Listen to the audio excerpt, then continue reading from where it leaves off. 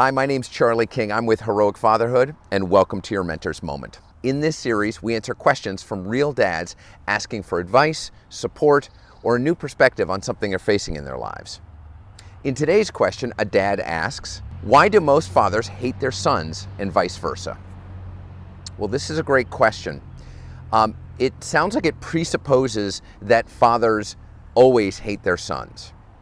And that's probably a reflection of your experience. I don't know the dad who asked the question, and I don't know if it's a son who's asking it about their dad, but it presupposes that all dads hate their sons.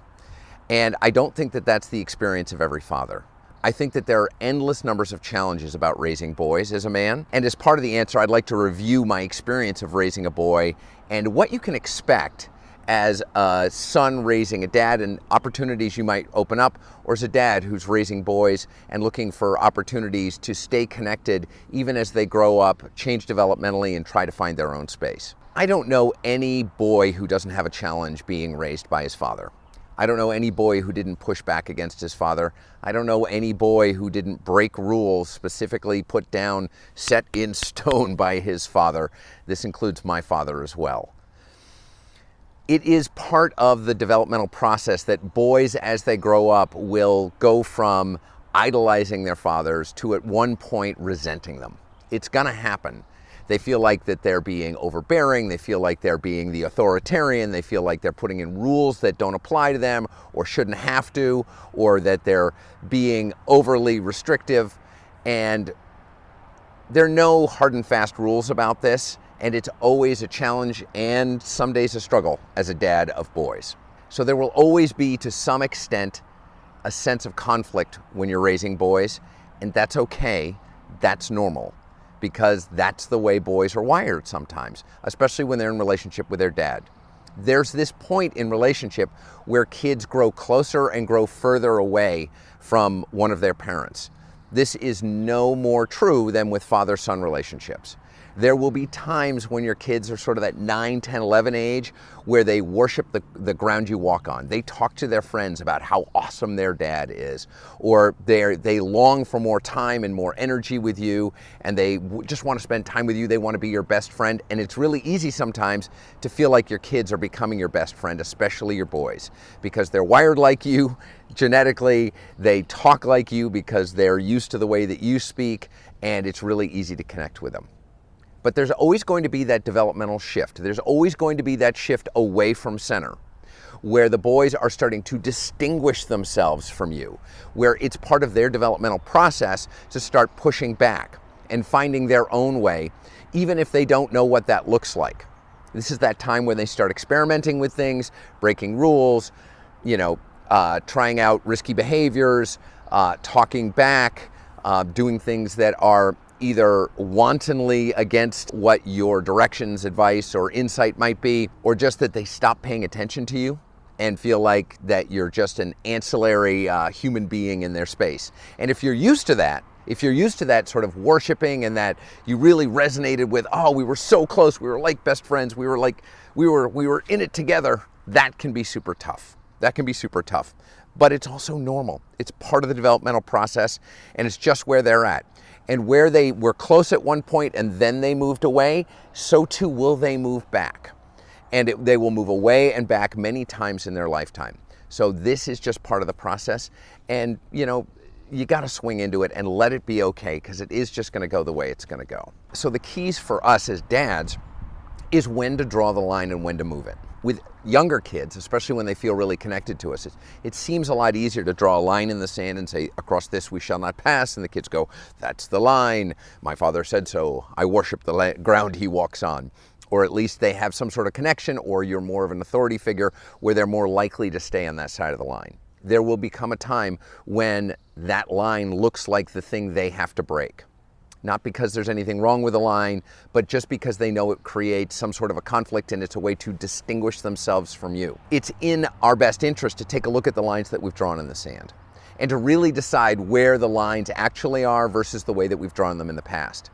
It's really easy to say, I drew that line in the sand in the past, and that is where we shall stay, and I will stake my life and my reputation on it. That's okay for some stuff. But if you become like that everywhere, at some point your boys are just going to run right across it, and they're going to, just because there's so many hard and fast rules everywhere, that they're just going to start ignoring most of them. The perspective I might give you is to be careful and to pick and choose very carefully where there are hard lines in the sand, and to be open to the possibility that there may be some movement. Like, I know you've said this about me having this certain kind of social media, and that's worked, but I'll tell you, not only do all my friends communicate this way, but this is the way the team communicates on my sports team, and I really need access to it. Well, how invested are you in that rule now, and is it warrant a change or a reconsideration? So that's definitely something to consider, is be careful about the rules that you're making, be careful about the intentions that you have, and be willing to be flexible. When we can interact with our kids about the rules and the structures and the limits and the boundaries that we put on their life, the more that we can help guide them in making good decisions. So this is the line in the sand. I want to talk to you about why there's a line in the sand here. This is around safety. There's a line in the sand over here, and this is why there's a line in the sand. And if you find yourself saying, hey, there's a line in the sand, this is the rule we always have, and the reason that you have for it sounds a little hollow to you, it might be time for a reconsideration of why that's a line in the sand for you, or whether it should be a line in the sand for you anymore. So it's really about a conversation. It's not about those rules and boundaries as hard and fast, but it's about a conversation in guiding your boys into making good decisions moving forward. And there is an opportunity when it comes to boundaries and structures, that it's an opportunity to give your kids more responsibility. For instance, I have a 14-year-old son who is dying to drive. And so around our house, there's some things he can do in my pickup truck without going out onto a public road that he can help me with, but I usually put some more responsibility on his plate.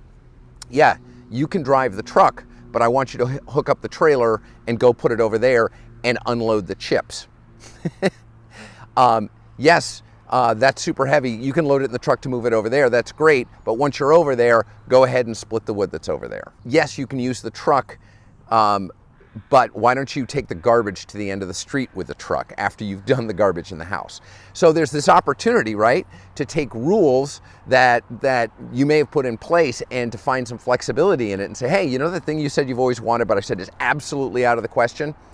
Well, I'll tell you what, how about if we give you some flexibility with that, and we said you couldn't go down to the corner store by yourself because it wasn't safe, but you're kind of in an age. I actually want to ease up on that, but we have some structures around that. First of all is, maybe we want to communicate, we want to know when you're going, we want to know when you come back. And while you're out, by the way, we could use a quart of milk. And we're going to actually be asking you more of that. So there's this opportunity for us to start moving the lines and the structures and the barriers. At the same time, we're giving them some more responsibility. So this was a great question. Thank you so much for asking, and keep them coming. So now, if you're watching this video, I have a question for you. How would you have addressed this dad's issue? What questions do you have that you'd like to ask to have them answered here on the Mentor's Moment? And the last thing I want to leave you with is, remember, we become better men by spending time with good men.